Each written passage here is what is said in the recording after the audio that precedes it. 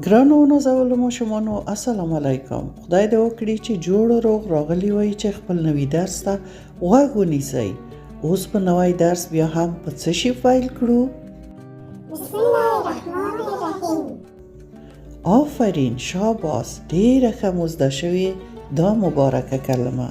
ګرانو ماشومانو تاسو د نن ورځې درس دعاوې دي، اسلامي دعاوې، هغه مهمه دعاګانې چې تاسو د ورځې په ترڅ کې یا کله چې ویده کېږئ یا کله چې کوم نیک کار کړئ یا کله چې ډوډۍ خورئ او یا ډوډۍ مو خلاصه شي باید زده مو وي چې دعا وکړئ.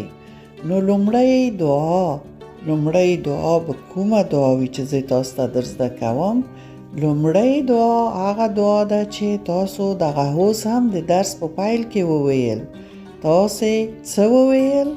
د هر کار د پیل دعا بسم الله الرحمن الرحیم. معنای دا ده د الله په نوم چې ډیر مهربان او ډیر رحم کوونکی دی. موږ خپل کار پیل کوو د هغه الله په نوم چې ډیر مهربان او ډیر رحم کوونکی دی. دغه دعا د هر نیک کار د هر ښه کار په پیل کې تاسو وایئ. بیا به یې درته تکرار کړم. څنګه ویل کیږي؟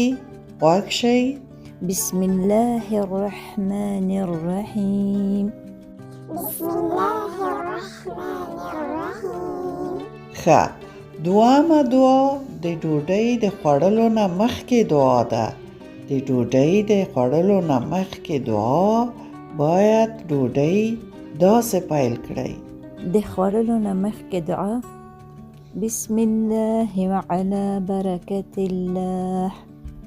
تاسو وګورئ په دغه ویډیو کې دلته دغه مور او دغه لور ناستې دي ډوډۍ خوري او مخکې د هغه نه دستمال یې په خپلو پښو اچولی او حتما اول یې لاس مینځلي او بیا یې دستمال په خپلو پښو اچولی او منظمه ورته ناسته دي چې ډوډۍ وخوري. نو مخکې د هغې نه چې ډوډۍ پیل کړئ باید دغه دعا ووایئ او زده مو وي. بسم الله وعلى برکت الله. اوس یې تاسې ووایئ. بسم الله وعلى برکت الله. آفرین، ډیر ښه. او کله چې ډوډۍ خلاصه شي نو لکه په دغه تصویر کې چې تاسو وینئ ټول کورنۍ لاسونه پورته کړي دي او د ډوډۍ د ختم دعا یې ویلې. څه رقم یې ویلې؟ غوږ شئ.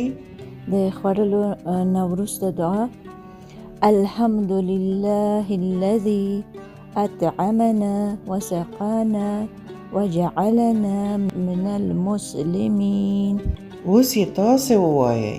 الحمد لله الذي اطعمنا وسقانا وجعلنا من المسلمين.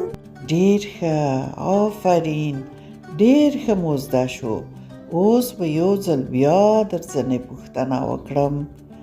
کله چې هر نیک کار پیل کوئ کومه دعا باید ووایئ؟ کومه دعا باید پیل کړئ؟ بسم الله الرحمن الرحیم. آفرین. او کله چې ډوډۍ خورئ په کومه دعا پیل کوئ؟ بسم الله وعلى برکت الله. ډیر ښه. او کله چې ډوډۍ ختمیږي بیا په کومه دعا ختموئ ډوډۍ؟ الحمد لله الذي اطعمنا وسقانا وجعلنا من المسلمين. آفرین، ډیر ښه مزده شو. نور نو مو وخت پوره شه ګرانو ماشومانو. د ځان سره ښه دا دعاګانې تکرار کړئ، زده یې کړئ. نور نو مو وخت پوره دی. د خدای په امان.